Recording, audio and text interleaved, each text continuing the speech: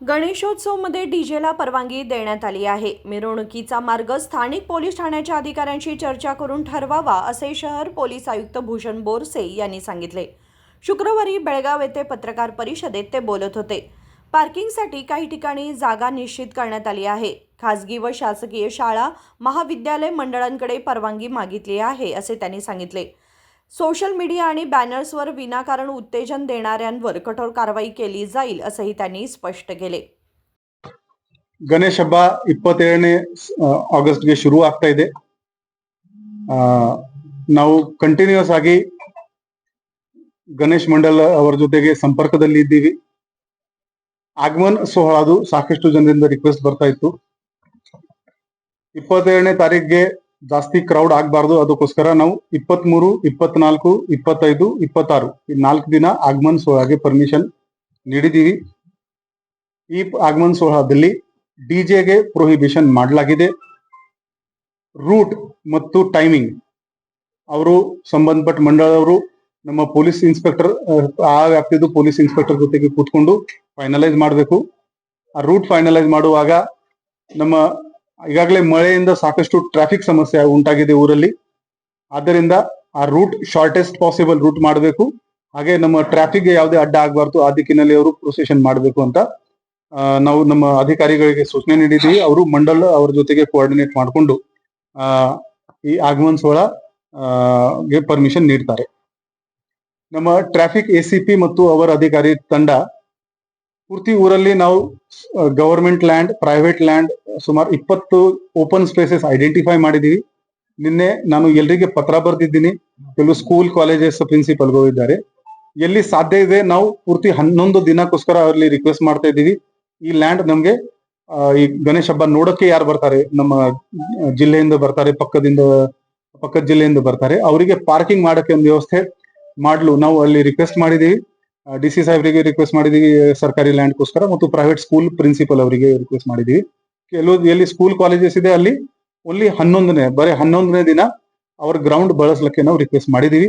ಆ ಪಟ್ಟಿ ಪರ್ಮಿಷನ್ ಸಿಕ್ಕಿದ ತಕ್ಷಣ ನಾವು ಪಬ್ಲಿಕ್ ಡೊಮೇನ್ ನಲ್ಲಿ ಅದು ನಾವು ರಿಲೀಸ್ ಮಾಡ್ತೀವಿ. ಈ ಹಬ್ಬ ಟೈಮ್ ಇದೆ, ಯಾವುದೇ ಪ್ರೊವೋಕೇಟಿವ್ ಸೋಷಿಯಲ್ ಮೀಡಿಯಾನಲ್ಲಿ ಪೋಸ್ಟ್ ಅಥವಾ ಫ್ಲೆಕ್ಸ್ ಬ್ಯಾನರ್ ನಲ್ಲಿ ಯಾರು ಪೋಸ್ಟ್ ಮಾಡಿದರೆ ನಾವು ತಕ್ಷಣವೇ ಒಂದು FIR ಮಾಡ್ತೀವಿ.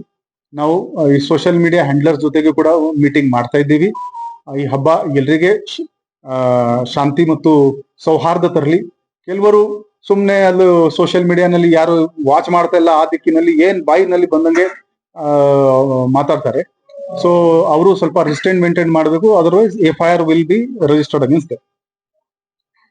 ಒಂದು ಪಬ್ಲಿಕ್ ಮೀಟಿಂಗ್ ಮಾಡುವಾಗ ಸಾಕಷ್ಟು ಜನರಿಂದ ರಿಕ್ವೆಸ್ಟ್ ಬಂತು, ಸರ್ ಜನ ಬರ್ತಾರೆ, ಜಿಲ್ಲೆಯಿಂದ ಬರ್ತಾರೆ, ರಾತ್ರಿ 12, 1, 2 ಗಂಟೆವರೆಗೆ ಅವರು ಗಣೇಶ ಪೆಂಡಾಲ್ ನೋಡ್ತಾ ಇರ್ತಾರೆ.